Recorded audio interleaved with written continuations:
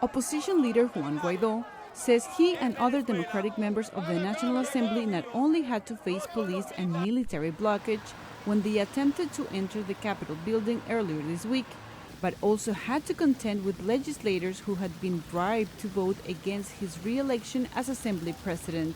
The national parliament stood firm despite offers of bribes because they used money to try to buy legislators. The Venezuelan parliament stood firm in its dignity. Guaido, who declared himself interim president a year ago, and his supporters forced their way into the building after being prevented from doing so on Sunday. They entered the building after a brief parliamentary session was held by Luis Parra, who was sworn in a parliament-held Sunday by Maduro allies.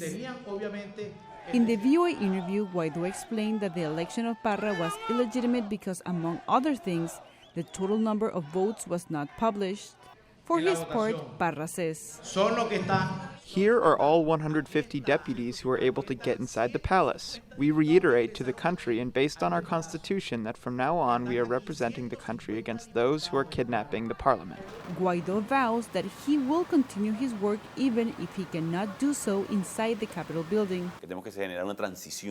We continue with our objective to reinstate a democratic transition and public services, hold democratic elections, and invite investors and increase the minimum wage.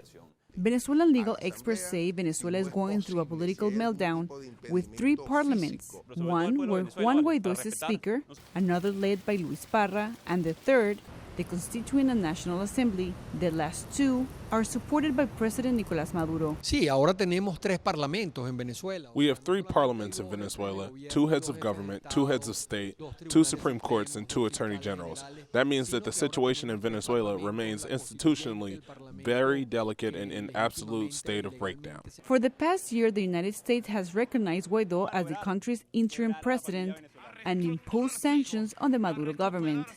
Despite the support, massive anti-government demonstrations and a humanitarian crisis, Maduro has refused to step down. The U.S. Special Envoy to Venezuela, Elliot Abrams, says he shares the frustrations of the Venezuelan people. Bueno, frustración, ¿cómo no?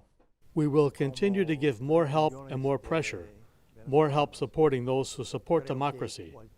They will receive help from other democratic countries and economic sanctions from some Latin America countries, Europe, and North America. Meantime, both parliaments have announced their agenda.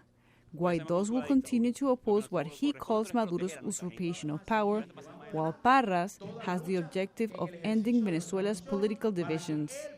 Cristina, Caicedo, Smit, VOA News, Washington.